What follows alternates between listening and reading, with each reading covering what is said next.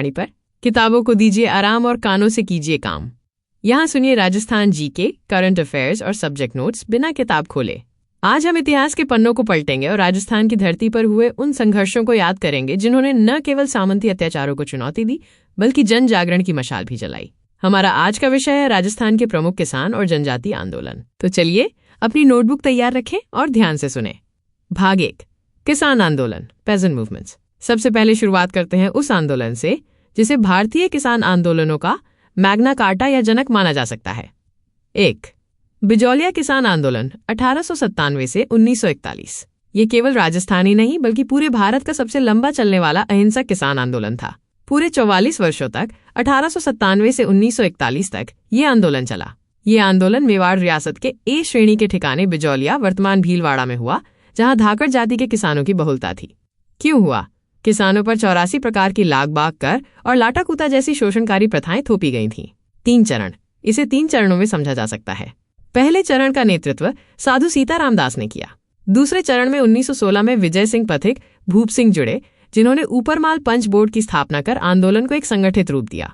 तीसरे चरण में माणिक्यलाल वर्मा और जमनालाल बजाज जैसे नेताओं ने कमान संभाली। प्रचार। याद रखिएगा, कानपुर से गणेश शंकर विद्यार्थी द्वारा प्रकाशित समाचार पत्र प्रताप ने इस आंदोलन को राष्ट्रीय स्तर पर पहचान दिलाई थी। 1941 में अंततः समझौता हुआ और किसानों की मांगें मानी गईं। 2. बेगू किसान आंदोलन 1921 से 1925। बिजौलिया से प्रेरित होकर मेवाड़ के ही बेगू ठिकाने चित्तौड़गढ़ में भी किसानों ने आवाज उठाई।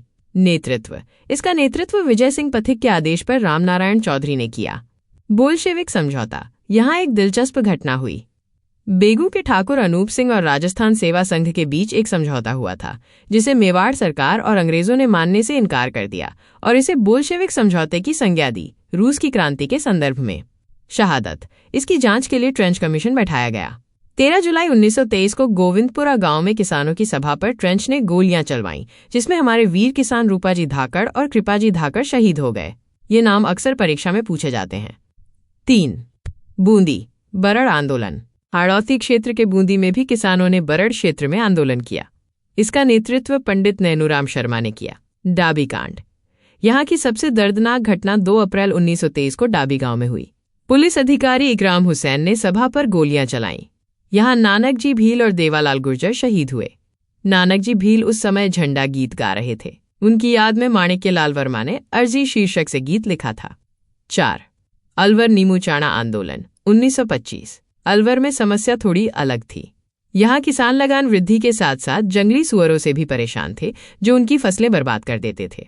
नीमूचाणा हत्याकांड। 14 मई 1925 को कमांडर छज्जू सिंह ने नीमूचाणा गांव में भीषण गोलीबारी की। सैकड़ों लोग मारे गए। गांधी जी का कथन, ये बहुत महत्वपूर्ण है। महात्मा गांधी ने यंग इंडिया समाचार पत्र में इसे जलियांवाला बाग हत्याकांड से भी अधिक वीभत्स, डायरिज्म डबल डिस्टिल्ड बताया था। 5. शेखावाटी आंदोलन। जयपुर रियासत के शेखावाटी क्षेत्र में जाट किसानों ने जागीरदारों के खिलाफ लंबा संघर्ष किया। कटराथल सम्मेलन। यहाँ महिला शक्ति का अद्भुत प्रदर्शन देखने को मिला। सीहोट के ठाकुर मानसिंह द्वारा महिलाओं के साथ किए गए दुर्व्यवहार के विरोध में 25 अप्रैल 1934 को किशोरी देवी की अध्यक्षता में कटराथल नामक स्थान पर 10,000 महिलाओं का विशाल सम्मेलन हुआ। उस जमाने में इतनी बड़ी संख्या में महिलाओं का एकजुट होना एक ऐतिहासिक घटना थी। भाग 2, जनजातीय आंदोलन, ट्राइबल मूवमेंट्स। अब रुक करते हैं उन आंदोलनों की ओर जिन्होंने आदिवासियों में सामाजिक और राजनीतिक चेतना जगाई। 1.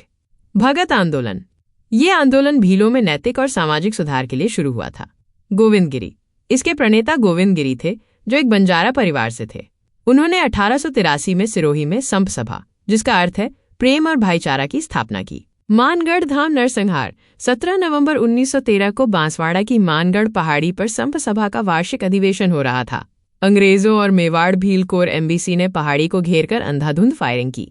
सरकारी आंकड़ों से कहीं ज्यादा, लगभग 1500 भील इसमें शहीद हुए। इसे राजस्थान का जलियांवाला बाग कहा जाता है। 2. एकी भौमट आंदोलन 1921। मोतीलाल तेजावत। चित्तौड़गढ़ के राशमी परगना स्थित मातृकुंडिया, जिसे राजस्थान का हरिद्वार कहते हैं, से ये आंदोलन शुरू हुआ। इसके नेता मोतीलाल तेजावत थे, जिन्हें प्यार से बावजी और आदिवासियों का मसीहा कहा जाता है।